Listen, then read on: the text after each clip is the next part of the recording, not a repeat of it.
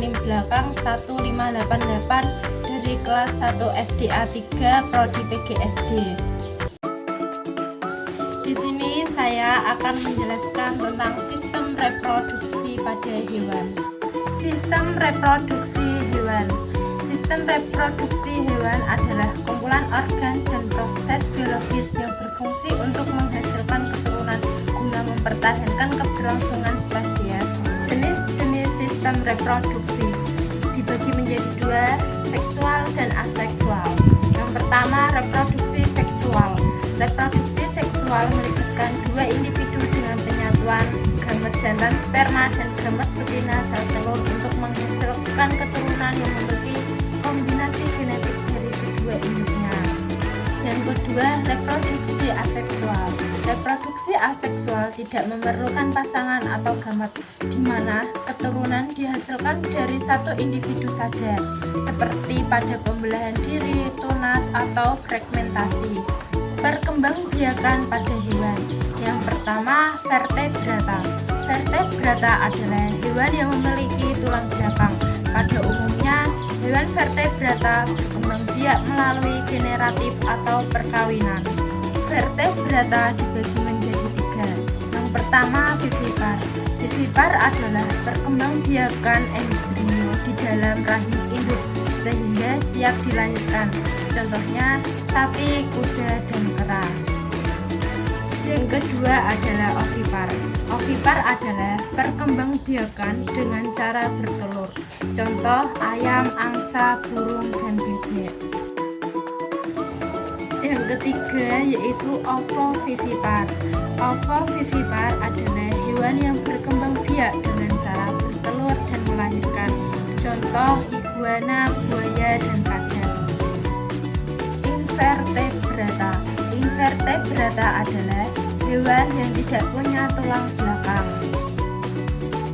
Contoh invertebrata. Yang pertama, moluska. Moluska adalah salah satu filum hewan invertebrata yang memiliki tubuh lunak dan seringkali dilindungi oleh cangkang yang terbuat dari kalsium karbonat.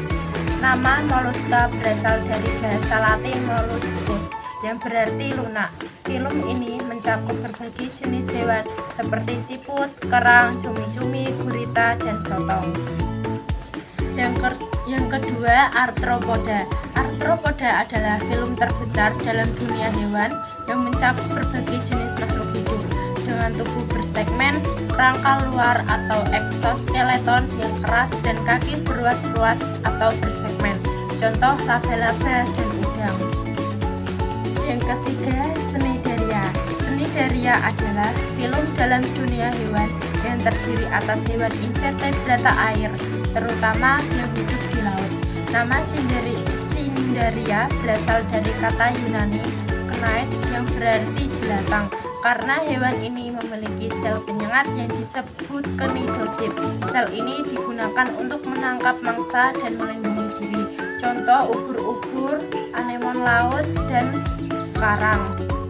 Yang keempat, Echinodermata. Echinodermata adalah filum hewan invertebrata laut yang memiliki tubuh dengan simetri radial pada hewan dewasa dan permukaan tubuhnya seringkali berduri atau kasar. Nama Echinodermata berasal dari bahasa Yunani yaitu echinos atau duri dan derma yang artinya kulit yang berarti kulit berduri. Contoh bintang laut, landak laut, dan teripang. Yang kelima yaitu Annelida. Annelida adalah filum hewan invertebrata yang dikenal sebagai cacing bersegmen. Nama Annelida berasal dari bahasa Latin annulus yang berarti cincin, merujuk pada tubuhnya yang terdiri atas segmen-segmen seperti cincin. Hewan ini hidup di berbagai habitat, mulai dari tanah, air tawar, hingga laut. Contohnya cacing tanah dan minta. Yang terakhir yaitu Platyhelminthes, adalah filum hewan invertebrata yang terdiri atas cacing pipi. Nama Platyhelminthes berasal dari bahasa Yunani yaitu platy atau pipi dan helmin atau cacing yang merujuk pada tubuhnya yang berbentuk pipi dorsoventral. Contohnya cacing pita dan cacing pipi.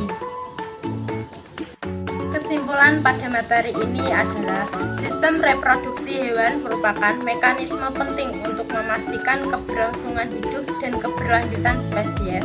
Terdapat dua jenis utama reproduksi pada hewan, yaitu seksual dan aseksual. Reproduksi seksual melibatkan perpaduan sel kelamin jantan dan betina, menghasilkan variasi genetik yang penting untuk adaptasi dan evolusi. Sedangkan reproduksi aseksual menghasilkan keturunan yang identik secara genetik dengan induknya. Selain itu, hewan memiliki berbagai strategi reproduksi seperti ovipar, vivipar, dan ovovivipar yang disesuaikan dengan lingkungan dan kebutuhan spesiesnya. Keanekaragaman sistem reproduksi ini mencerminkan kemampuan hewan untuk beradaptasi dan bertahan dalam berbagai kondisi lingkungan. Sekian dari saya. Wassalamualaikum warahmatullahi wabarakatuh.